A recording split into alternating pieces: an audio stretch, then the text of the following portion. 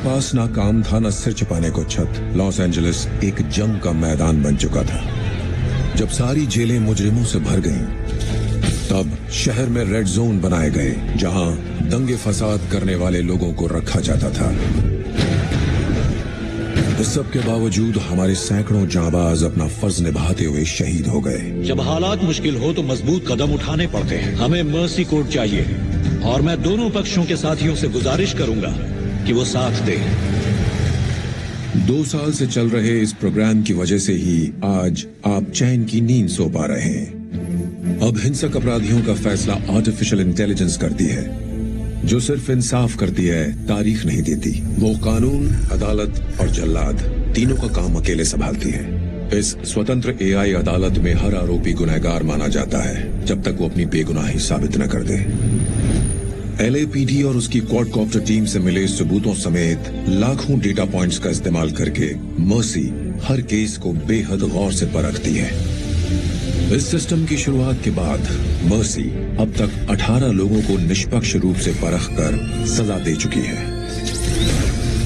जिससे शहर में अपराध 68% तक घट गया है। और इस प्रोग्राम की सटीकता और कार्यकुशलता की वजह से सरकार के अरबों डॉलर बचे हैं। मर्सी ठोस सबूतों और भारी डेटा के दम पर कम वक्त में हत्या के मामलों में इंसाफ दे देती है। ये अपराध रोकने का सबसे बड़ा हथियार है। जिस आजादी पर हमारा हर नागरिक गर्व करता है, अब वो एक ऐसे सिस्टम की निगरानी में है जो खतरे को पल में खत्म कर देता है। कानून के हाथ अब मर्सी मजबूत कर रही है और अगला केस आपका है। निष्पक्ष सुनवाई के लिए आपको मौका वारदात से जुड़े सबूत और डिजिटल रिकॉर्ड देखने की सुविधा दी जाएगी। Oh shit. आपको अपनी सफाई देने का मौका मिलेगा। यहाँ कैसे है? और समझिए, मर्सी कोर्ट का फैसला कभी गलत नहीं होता। आपके इस सहयोग के लिए ये शहर आपका आभारी है। आपके योगदान से हमारी दुनिया में फिर से अमन और भरोसा आएगा। मर्सी का न्याय ही एक बेहतर भविष्य लाएगा। निकालो मुझे यहाँ से। आपका केस नंबर 19 है।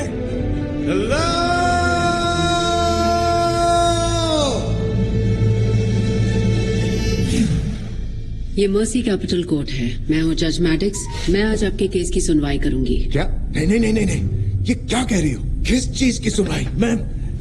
मैं डिटेक्टिव रेवन हूँ। कृपया एक लंबी सांस छोड़िए।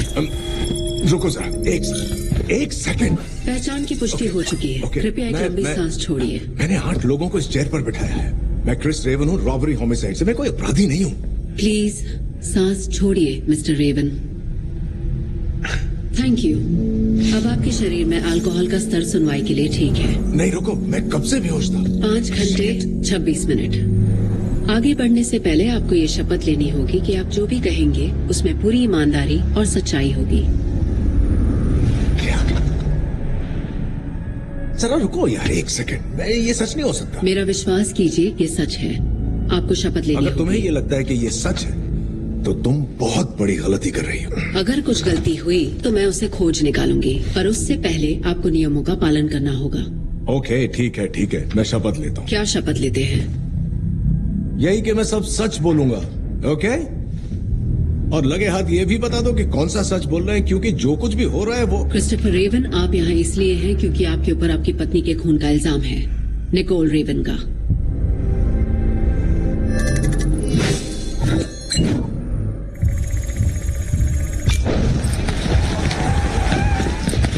क्या है?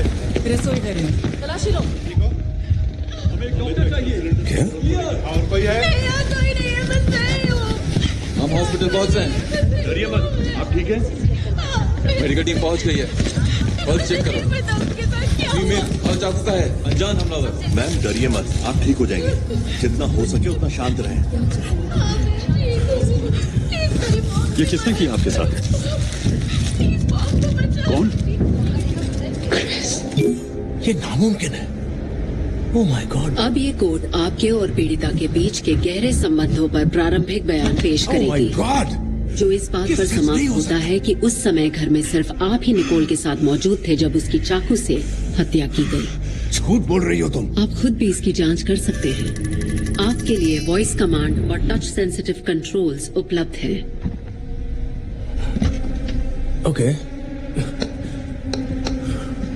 मिस्टर रेवन, आपके लिए वॉइस कमांड और टच सेंसिटिव कंट्रोल्स उपलब्ध हैं। सर्च करो, निकोल रेवन को सर्च करो प्लीज।